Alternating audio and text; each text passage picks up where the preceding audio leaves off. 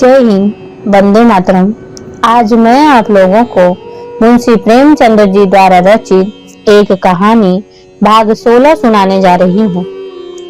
निर्मला को यद्यपि अपने घर के झंझटों से अवकाश न था, पर कृष्णा के विवाह का संदेश पाकर वह किसी तरह न रुक सकी। उसकी माता ने बहुत आग्रह करके बुलाया था। सबसे बड़ा आकर्षण यह था कि कृष्णा का विवाह उसी घर में हो रहा था जहां निर्मला का विवाह पहले तय हुआ था।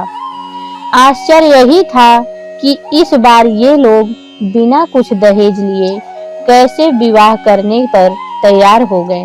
निर्मला को कृष्णा के विषय में बड़ी चिंता हो रही थी। समझती थी मेरी ही तरह वह भी किसी के गले मढ़ दी जाएगी। बहुत चाहती थी कि माता की कुछ सहायता करूं, जिससे कृष्णा के लिए कोई अच्छा योग्य वर मिले। लेकिन इधर वकील साहब के घर बैठ जाने और महाजन के नालिश कर देने से उसका हाथ भी तंग आ गया था। ऐसी दशा में यह खबर पाकर उसे बड़ी शांति मिली। चलने की तैयारी कर ली। वकील साहब स्टेशन तक पहुंचाने आए। नन्ही बच्ची से उन्हें बहुत प्रेम था, छोड़ते ही न थे। यहाँ तक निर्मला के साथ चलने के लिए तैयार हो गए। लेकिन विवाह से 1 महीने पहले उनका ससुराल जाकर बैठना निर्मला को उचित न मालूम हुआ। निर्मला ने अपनी माता से अब तक अपनी विपत्ति कथा न कही थी। जो बात हो गई उसका रोना रोकर माता को कष्ट देने और रुलाने से क्या फायदा। इसलिए उसकी माता समझती थी निर्मला बड़े आनंद से है। अब जो निर्मला की सूरत देखी तो मानो उसके हृदय पर धक्का सा लग गया। लड़कियां ससुराल से घुलकर नहीं आती, फिर निर्मला जैसी लड़की जिसको सुख की सभी सामग्रियां प्राप्त थी, उसने कितनी लड़कियों को दूजे की चंद्रमा की भांति ससुराल जाते और पूर्ण चंद्र बनकर आते देखा था। मन में कल्पना कर रही थी निर्मला का रंग निखर गया होगा, देह भरकर सुडौल हो गई होगी, अंग प्रत्यंग की शोभा कुछ और हो गई होगी। अब जो देखा तो वह आदि भी न रही थी, न यौवन की चंचलता थी, न वह विकसित छवि जो हृदय को मोह लेती, वह कमनीयता सुकुमारता जो विलास में जीवन से आ जाती है, यहाँ नाम को न थी। मुख पीला, चेष्टा गिरी हुई तो माता ने पूछा, क्यों री, तुझे वहां खाना नहीं मिलता था? इससे कहीं अच्छी तो यही थी, वहां तुझे क्या तकलीफ थी? कृष्णा ने हंसकर कहा, वहां मालकिन थी कि नहीं? मालकिन दुनिया भर की चिंताएं रहती हैं, भोजन कब करे? निर्मला, नहीं अम्मा, वहां का पानी मुझे रास नहीं आया, तबीयत भारी रहती थी। माता, वकील साहब न्योते में आएंगे ना, तब पूछूंगी कि आपने फूल सी लड़की ले जाकर उसकी यह दशा बना डाली। अच्छा, अब यह बता कि तूने यहाँ रुपए क्यों भेजे थे? मैंने तो तुमसे कभी न मांगे थे। लाख गई गुजरी हूँ, लेकिन बेटी का धन खाने की नीयत नहीं। निर्मला ने चकित होकर पूछा, किसने रुपए भेजे थे अम्मा? मैंने तो नहीं भेजे। माता, झूठ न बोलो, तूने 500 रुपए के नोट नहीं भेजे थे? कृष्णा, भेजे नहीं थे तो क्या आसमान से आ गए? तुम्हारा नाम साफ साफ लिखा था, मोहर भी वहीं की थी। निर्मला, तुम्हारे चरण छूकर कहती हूँ, मैंने रुपए नहीं भेजे। यह कब की बात है? माता, अरे 2-2.5 महीने हुए होंगे। अगर तूने नहीं भेजे तो आए कहाँ से? निर्मला, यह मैं क्या जानूं, मगर मैंने रुपए नहीं भेजे। हमारे यहाँ तो जब से जवान बेटा मरा है, कचहरी ही नहीं जाते। मेरा हाथ तो अपने आप ही तंग था, रुपए कहाँ से आते? माता, यह तो बड़े आश्चर्य की बात है। वहां और कोई तेरा सगा संबंधी तो नहीं है? वकील साहब ने तुमसे छिपा कर तो नहीं भेजे? निर्मला, नहीं अम्मा, मुझे तो विश्वास नहीं। माता, इसका पता लगना चाहिए। मैंने सारे रुपए कृष्णा के गहने कपड़े में खर्च कर डाले, यही बड़ी मुश्किल है। दोनों लड़कों में किसी विषय पर विवाद उठ खड़ा हुआ और कृष्णा उधर फैसला करने चली गई तो निर्मला ने माता से कहा, इस विवाह की बात सुनकर मुझे बड़ा आश्चर्य हुआ। यह कैसे हुआ अम्मा? माता, यहाँ जो सुनता है दांतों उंगली दबाता है। जिन लोगों ने पक्की की कराई बात फेर दी और केवल थोड़े से रुपए के लोभ से वे अब बिना कुछ लिए कैसे विवाह करने के लिए तैयार हो गए, समझ में नहीं आता। उन्होंने खुद ही पत्र भेजा। मैंने साफ लिख दिया कि मेरे पास देने को कुछ नहीं है, कुछ कन्या ही से आपकी सेवा कर सकती हूँ। निर्मला, इसका कुछ जवाब नहीं दिया? माता, शास्त्री जी पत्र लेकर गए थे, वह तो यही कहते थे कि अब मुंशी जी कुछ लेने के इच्छुक नहीं हैं। अपनी पहली वादा के खिलाफ पर कुछ लज्जित भी हैं। मुंशी जी से तो इतनी उदारता की आशा न थी, मगर सुनती हूँ उनके बड़े पुत्र बहुत सज्जन आदमी हैं। उन्होंने कह सुनकर बाप को राजी किया है। निर्मला, पहले तो वह महाशय भी थैली चाहते थे ना? माता, हाँ, मगर अब तो शास्त्री जी कहते थे कि दहेज के नाम से चिढ़ते हैं। सुना है यहाँ विवाह न करने पर पछताते भी हैं। रुपए के लिए बात छोड़ी थी और रुपए खूब पाए, स्त्री पसंद नहीं। निर्मला के मन में उस पुरुष के देखने की प्रबल उत्कंठा हुई जो उसकी अवहेलना करके अब उसकी बहन का उद्धार करना चाहता है। प्रायश्चित सही, लेकिन कितने ऐसे प्राणी हैं जो इस तरह प्रायश्चित करने को तैयार हैं। उनसे बात करने के लिए, नम्र शब्दों से उनका तिरस्कार करने के लिए, अपनी अनुपम छवि दिखाकर उन्हें और भी जलाने के लिए निर्मला का हृदय अधीर हो उठा। रात को दोनों बहन एक ही कमरे में सोई। मोहल्ले में किन किन लड़कियों का विवाह हुआ, कौन कौन लड़कोरी हुई, किस किस का विवाह धूमधाम से हुआ, किस किस के पति उनके इच्छा के अनुसार मिले, कौन कितने और कैसे गहने चढ़ाए, इन्हीं विषयों में दोनों ने बड़ी देर तक बातें होती रहीं। कृष्णा बार बार चाहती थी कि बहन के घर का कुछ हाल पूछूं, मगर निर्मला उसे पूछने का अवसर ही न देती थी। जानती थी कि यह जो बात पूछेगी उसके बताने में मुझे संकोच होगा। आखिर एक बार कृष्णा पूछ ही बैठी, जीजा भी आएंगे ना? निर्मला, आने को तो कहा है। कृष्णा, अब तो तुम्हें प्रसन्न रहते न, या अब भी वही हाल है? मैं तो सुना करती हूँ दुहाजू पति स्त्री को प्राणों से भी प्रिय समझते हैं। वहां बिल्कुल उल्टी बात देखी। आखिर किस बात पर बिगड़ते रहते हैं? निर्मला, अब मैं किसी के मन की बात क्या जानूं? कृष्णा, मैं तो समझती हूँ तुम्हारी रुखाई से वह चिढ़ते होंगे। तुम हो यहीं से जली हुई गई थी, वहां भी उन्हें कुछ कहा होगा। निर्मला, यह बात नहीं है कृष्णा, मैं सौगंध खाकर कहती हूँ, जो मेरे मन में उनकी ओर से जरा भी मैल हो, मुझसे जहां तक हो सकता है उनकी सेवा करती हूँ। अगर उनकी जगह कोई देवता भी होता तो भी मैं इससे ज्यादा और कुछ न कर सकती। उन्हें भी मुझसे प्रेम है, बराबर मेरा मुंह देखते रहते हैं, लेकिन जो बात उनके और मेरे काबू के बाहर है उसके लिए वह क्या कर सकते हैं और मैं क्या कर सकती हूँ? न वह जवान हो सकते हैं, न मैं बुढ़िया हो सकती हूँ। जवान बनने के लिए वह न जाने कितने रस और भस्म खाते रहे और मैं बुढ़िया बनने के लिए दूध घी सब छोड़ बैठी हूँ। सोचती हूँ मेरे दुबलेपन ही से अवस्था का भेद कुछ कम हो जाए, लेकिन न उन्हें पौष्टिक पदार्थों से कुछ लाभ होता, न मुझे उपवासों से। जब से मानसाराम का देहांत हो गया तब से उनकी दशा और खराब हो गई है। तीसरा, मानसाराम को तुम भी बहुत प्यार करती थी निर्मला। वह लड़का ही ऐसा था कि जो देखता था प्यार करता था।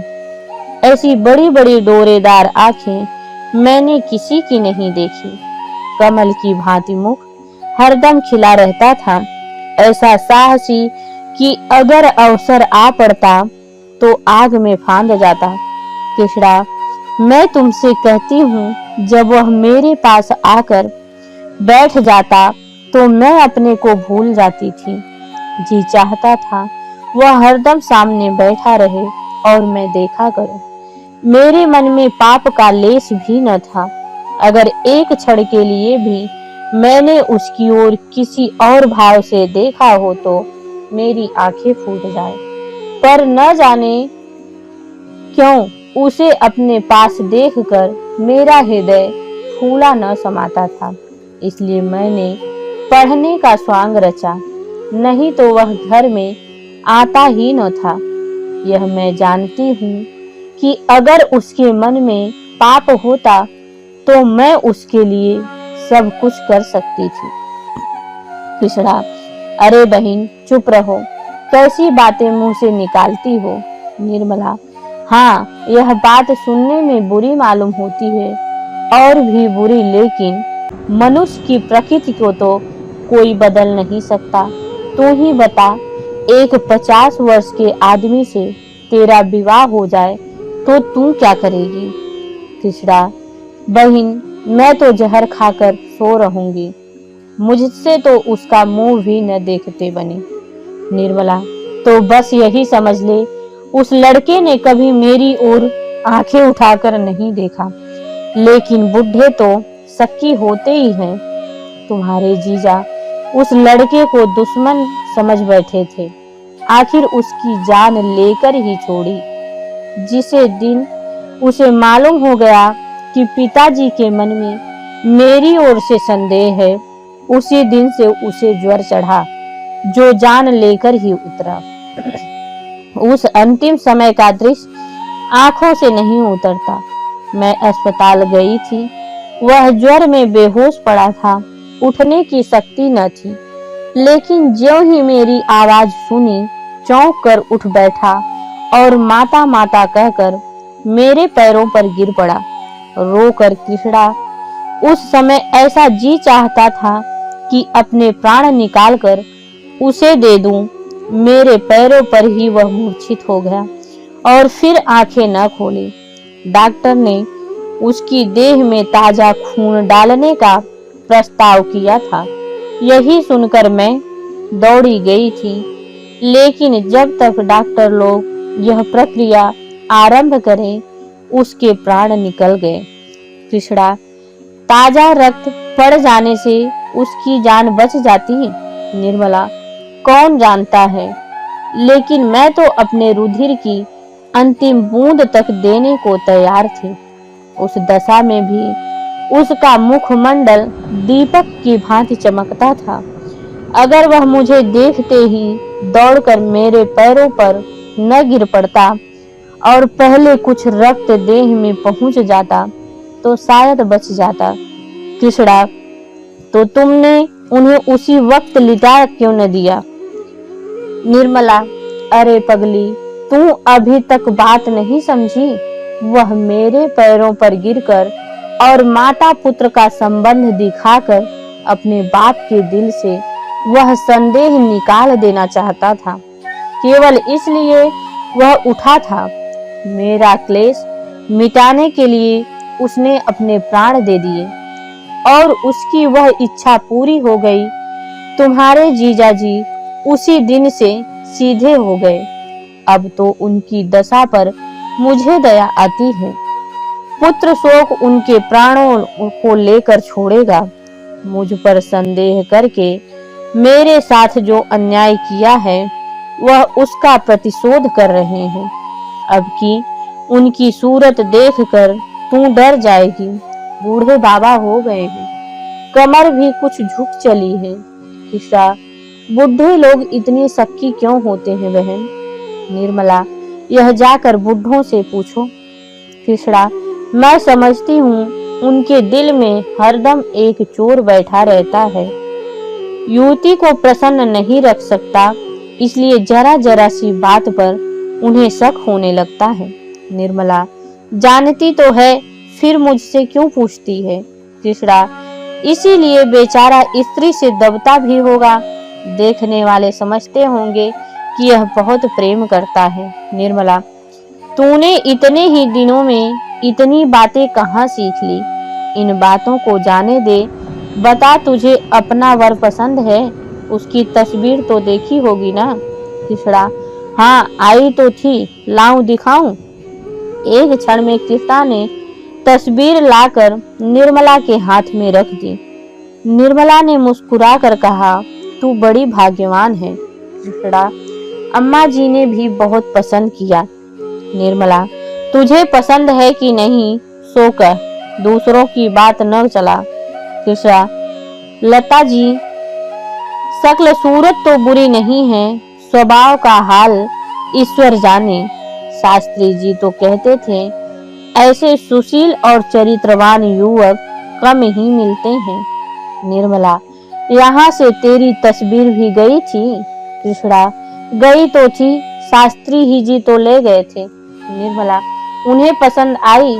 कृष्णा, अब किसी के मन की बात मैं क्या जानूं, शास्त्री जी कहते थे बहुत खुश हुए थे। निर्मला, अच्छा बता, तुझे क्या उपहार दूं? अभी से बता दे, जिससे बनवा रखूं।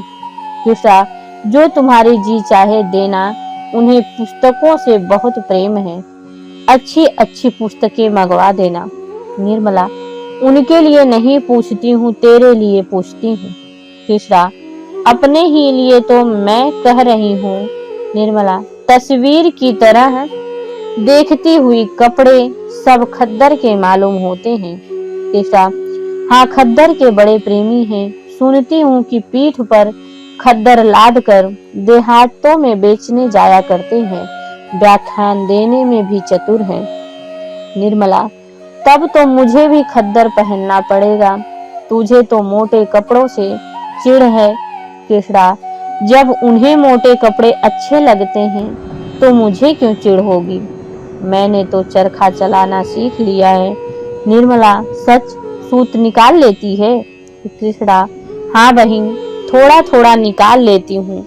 जब वह खद्दर के इतने प्रेमी हैं, जो चरखा भी जरूर चलाते होंगे, मैं न चला सकूंगी तो मुझे कितना लज्जित होना पड़ेगा। इस तरह बातें करते करते दोनों बहन सो गईं।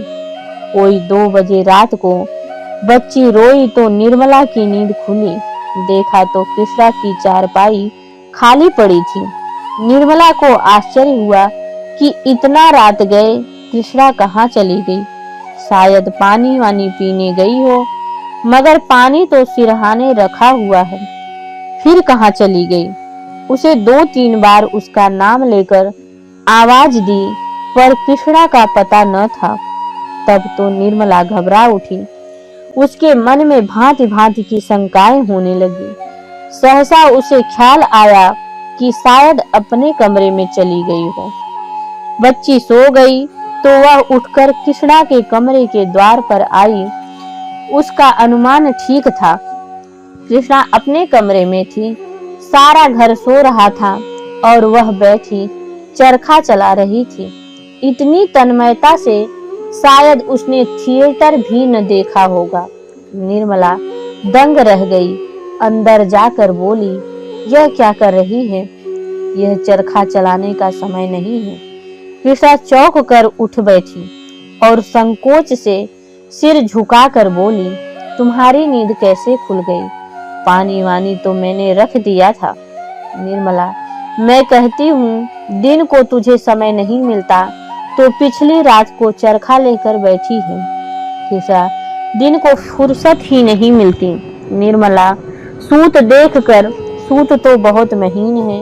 कृष्णा, कहाँ बहन, यह सूत मोटा है।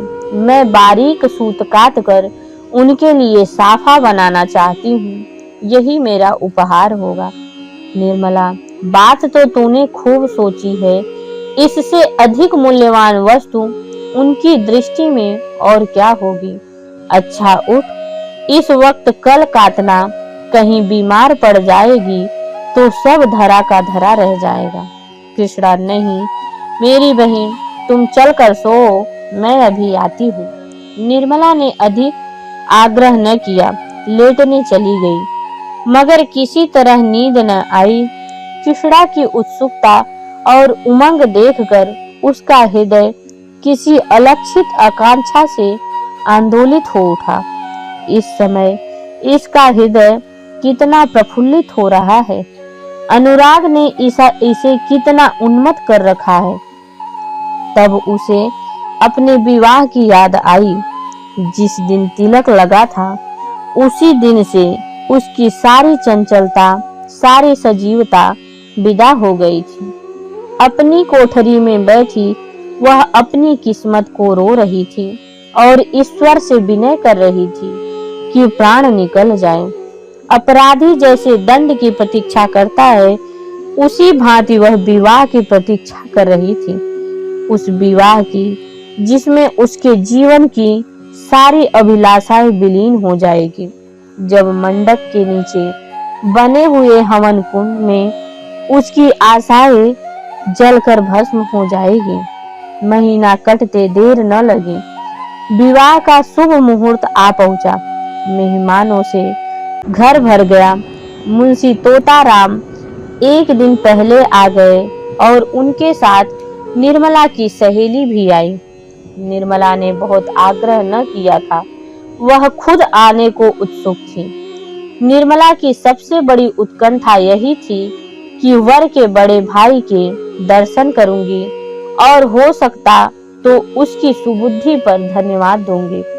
सुधा ने हंसकर कहा, तुम उनसे बोल सकोगी? निर्मला, क्यों, बोलने में क्या हानि है? अब तो दूसरा ही संबंध हो गया और मैं न बोल सकूंगी तो तुम तो हो ही। सुधा, न भाई, मुझसे यह न होगा। मैं पराये मर्द से नहीं बोल सकती, न जाने कैसे आदमी हो। निर्मला, आदमी तो बुरे नहीं हैं, और फिर उनसे कुछ विवाह तो करना नहीं। जरा सा बोलने में क्या हानि है। डॉक्टर साहब यहाँ होते तो मैं तुम्हें आज्ञा दिला देती। सुधा, जो लोग हृदय के उदार होते हैं, क्या चरित्र के भी अच्छे होते हैं? पराई स्त्री की घूरने में तो किसी मर्द में संकोच नहीं होता। निर्मला, अच्छा न बोलना, मैं ही बातें कर लूंगी। घूर लेंगे, जितना उनसे घूरते बनेगा। बस अब तो राजी हुई। इतने में कृष्णा आकर बैठ गई। निर्मला ने मुस्कुराकर कहा, सच बता कृष्णा, तेरा मन इस वक्त क्यों उचाट हो रहा है? कृष्णा, जीजा जी बुला रहे हैं, पहले जाकर सुन आओ, पीछे गप्पे लड़ाना, बहुत बिगड़ रहे हैं। निर्मला, क्या है, तूने कुछ पूछा नहीं? कृष्णा, कुछ बीमार से मालूम होते हैं, बहुत दुबले हो गए हैं। निर्मला तो जरा बैठकर उनका मन बहला देती, यहाँ दौड़ी क्यों चली आई? यह कहो ईश्वर ने कृपा की, नहीं तो ऐसा ही पुरुष तुझे भी मिलता। जरा बैठकर बातें करो। बुढ़े बातें बड़ी लच्छेदार करते हैं, जवान इतने डिंगेलियल नहीं होते। कृष्णा, नहीं बहन, तुम जाओ, मुझसे तो वहां बैठा नहीं जाता। निर्मला चली गई तो सुधा ने कृष्णा से कहा, अब तो बारात आ गई होगी, द्वार पूजा क्यों नहीं होती? कृष्णा, क्या जाने बहन, शास्त्री जी सामान इकट्ठा कर रहे हैं। सुधा, सुना है दूल्हा का भावज बड़े कड़े स्वभाव की स्त्री है। कृष्णा, कैसे मालूम? सुधा, मैंने सुना है, इसलिए चेताए देती हूँ, 4 बातें गम खाकर रहना होगा। कृष्णा, मेरी झगड़ने की आदत नहीं, जब मेरी तरफ से कोई शिकायत ही न पाएगी तो क्या अनायास ही बिगड़ेगी? सुधा, हाँ सुना तो ऐसा ही है, झूठ मूठ लड़ा करती है। कृष्णा, मैं तो 100 बात की एक बात जानती हूँ, नम्रता पत्थर को भी मोम कर देती है। सहसा शोर मचा, बारात आ रही है। दोनों रमणियां खिड़की के सामने आ बैठी। एक क्षण में निर्मला भी आ पहुंची। वर के बड़े भाई को देखने की उसे बड़ी उत्सुकता हो रही थी। सुधा ने कहा, कैसे पता चलेगा कि बड़े भाई कौन हैं? निर्मला, शास्त्री जी से पूछूं तो मालूम हो, हाथी पर तो कृष्णा के ससुर महाशय हैं। अच्छा, डॉक्टर साहब यहाँ कैसे आ पहुंचे? वह घोड़े पर क्या है, क्यों है, देखते नहीं हो? सुधा, हाँ हैं तो वही। निर्मला, उन लोगों से मित्रता होगी, कोई संबंध तो नहीं है? सुधा, अब बेट हो तो पूछो, मुझे तो कुछ नहीं मालूम। निर्मला, पालकी में जो महाशय बैठे हुए हैं वह तो दूल्हा के भाई जैसे नहीं दिखते। सुधा, बिल्कुल नहीं, मालूम होता है सारी देह में पेट ही पेट है। निर्मला, दूसरे हाथी पर कौन बैठा है, समझ में नहीं आता। सुधा, कोई हो, दूल्हा का भाई नहीं हो सकता, उसकी उम्र नहीं देखती, 40 के ऊपर होगी। निर्मला, शास्त्री जी तो इस वक्त द्वार पूजा की फिक्र में हैं, नहीं तो उनसे पूछती। संयोग से नाई आ गया। संदूकों की कुंजियां निर्मला के पास थीं। इस वक्त द्वार चार के लिए कुछ रुपए की जरूरत थी, माता ने भेजा था। यह नाई भी पंडित मोटे राम जी के साथ तिलक लेकर गया था। निर्मला ने कहा, क्या अभी रुपए चाहिए? नाई, हाँ बहन जी, चलकर दे दीजिए। निर्मला, अच्छा चलती हूँ, पहले यह बता, तू दूल्हा के बड़े भाई को पहचानता है? नाई, पहचानता काहे नहीं, वह क्या सामने है? निर्मला, कहाँ, मैं तो नहीं देखती। नाई, अरे वह क्या घोड़े पर सवार है, वही तो है। निर्मला ने चकित होकर कहा, क्या कहता है? घोड़े पर दूल्हे के भाई है, पहचानता है या अटकल से कह रहा है? नाई, अरे बहन जी, क्या इतना भूल जाऊंगा, अभी तो जलपान का सामान दिए आता हूँ। निर्मला, अरे यह तो डॉक्टर साहब हैं, मेरे पड़ोस में रहते हैं। नाई, हाँ हाँ वही तो डॉक्टर साहब हैं। निर्मला ने सुधा की ओर देखकर कहा, सुनती हो बहन, इसकी बातें? सुधा ने हंसी रोककर कहा, झूठ बोलता है। नाई, अच्छा साहब, झूठ ही सही, अब बड़ों के मुंह कौन लगे, अभी शास्त्री जी से पूछवा दूंगा, तब तो मानिएगा ना। नाई के आने के देर हुई, मोटे राम खुद आंगन में आकर शोर मचाने लगे। इस घर की मर्यादा रखना ईश्वर के हाथ में है। नाई घंटे भर से आया हुआ है और अभी तक रुपए नहीं मिले। निर्मला, जरा यहाँ से चलिए, शास्त्री जी कितने रुपए निकाल दो।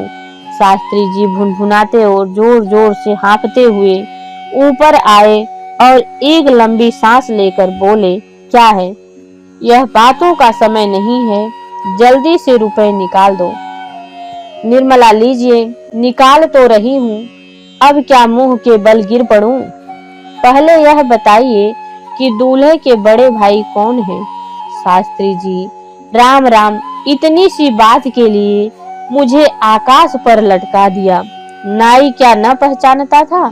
निर्मला, नाई तो कहता है कि जो वह घोड़े पर सवार है वही है। शास्त्री जी, तो फिर किसे बता दूं, वही तो है। नाई, घड़ी भर से कह रहा हूँ पर बहन जी नहीं मानती। निर्मला ने सुधा की ओर स्नेह ममता विनोद कृत्रिम तिरस्कार की दृष्टि से देखकर कहा, अच्छा तो तुम ही अब तक मेरे साथ यह त्रिया चरित्र खेल रही थी, मैं जानती तो तुम्हें यहाँ बुलाती ही नहीं। ओह ओह, बड़ा गहरा पेट है तुम्हारा, तुम महीनों से मेरे साथ शरारत करती चली आ रही हूँ और कभी भूल से भी इस विषय का एक शब्द तुम्हारे मुंह से नहीं निकला। मैं तो 2-4 ही दिन में उबल पड़ती। सुधा, तुम्हें मालूम हो जाता तो मेरे यहाँ आती क्या? निर्मला, गजब रे, मैं डॉक्टर साहब से कई बार बातें कर चुकी हूँ। तुम्हारे ऊपर यह सारा पाप पड़ेगा। देखा कृष्णा, तूने अपनी जेठानी की शरारत, यह ऐसी मायाविनी है, इनसे डरती रहना। कृष्णा, मैं तो ऐसी देवी के चरण धो धोकर माथे चढ़ाऊंगी। धन्य भाग की इनके दर्शन हुए। निर्मला, अब समझ गई, रुपए भी तुम्हें इन्हीं ने भिजवाए होंगे। अब सिर हिलाए तो सच कहती हूँ, मार बैठूंगी। सुधा, अपने घर बुला करके मेहमान का अपमान नहीं किया जाता। निर्मला, देखो तो अभी कैसी कैसी खबरें लेती हूँ। मैंने तुम्हारा मान रखने को जरा सा लिख दिया था और तुम सचमुच आ पहुंची। भला वहां वाले क्या कहेंगे? सुधा, सबसे कहकर आई हूँ। निर्मला, अब तुम्हारे पास कभी न आऊंगी। इतना तो इशारा कर देती कि डॉक्टर साहब से पर्दा रखना। सुधा, उनके देख लेने ही से कौन बुराई हो गई? न देखते तो अपनी किस्मत को रोते। कैसे जानते कैसे कि लोभ में पड़कर कैसी चीज खो दी। अब तो तुम्हें देखकर लाला जी हाथ मलकर रह जाते हैं। मुंह से तो कुछ नहीं कहते पर मन में अपनी भूल पर पछताते हैं। निर्मला, अब तुम्हारे घर कभी नहीं आऊंगी।